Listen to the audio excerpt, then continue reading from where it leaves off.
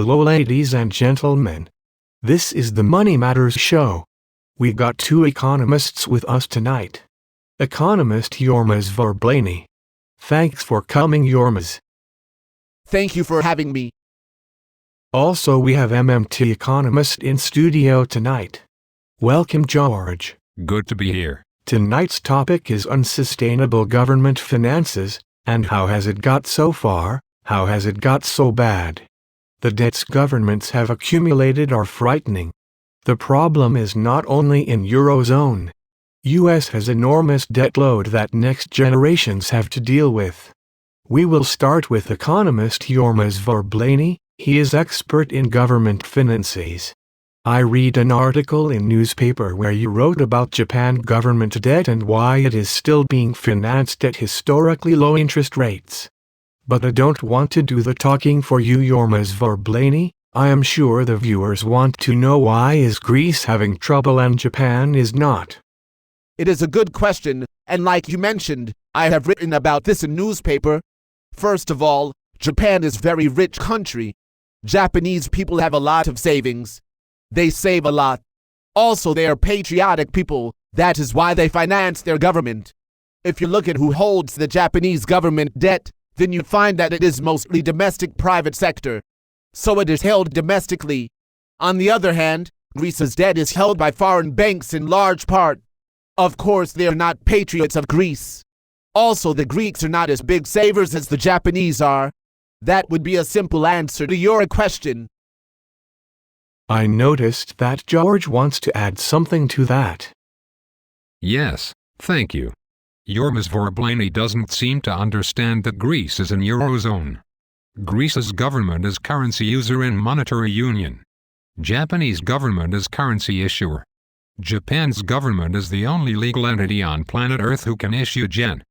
Greece's government cannot issue euros. This has nothing to do with patriotism. It doesn't matter who holds the debt. Japanese government is currency issuing monopolist. It can never run out of money.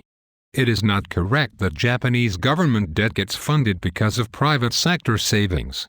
Government deficit adds to private sector savings. It is macroeconomic accounting identity.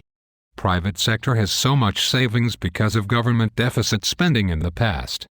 Greece's government is like a household. It needs to have money in its accounts before it can spend.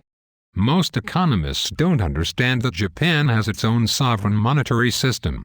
That is why this Japanese debt puzzles so many. Why is Japanese government issuing debt at all then? It could just issue money. Yes, it could. That would cause inflation. You are mixing up a lot of issues here.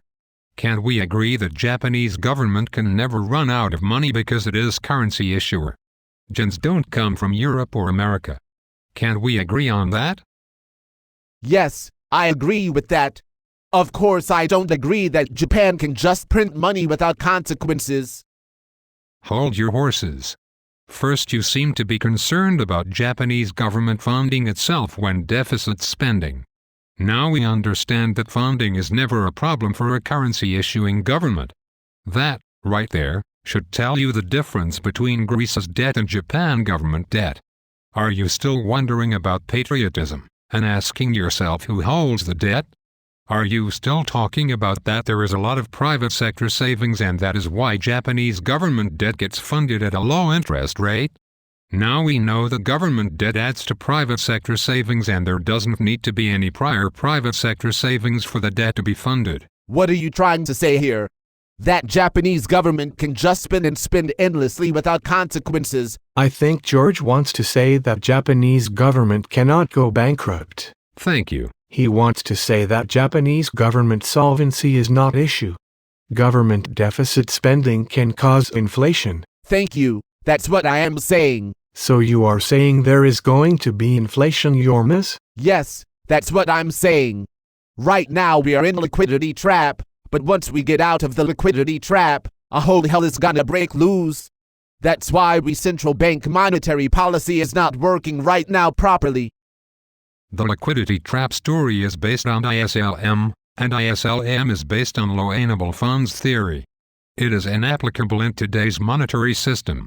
For those television viewers who are interested in economics, the ISLM model was not invented by John Maynard Keynes, it was invented by John Hicks. And even Hicks said it was a classroom gadget at best. This is from Wikipedia, quote, Hicks later agreed that the model missed important points of Keynesian theory, criticizing it as having very limited use beyond a classroom gadget, and criticizing equilibrium methods generally. So, here you have it. ISLM is not, I repeat, it is not Keynesian economics, and even the creator of the model didn't think it was anything more than a classroom gadget. Regardless of that, we have a bunch of monetarists running around and talking about it like it was something holy. It fits their belief system. Why is it inapplicable in today's monetary system? Because central banks today control the price of money. They don't control the quantity of money. Haven't we all heard that central bank announces its target interest rate? How could it control money supply if it wants to control the price of money? It doesn't control money supply. Money supply is determined by all market participants except the central bank. Okay, can we talk about inflation then?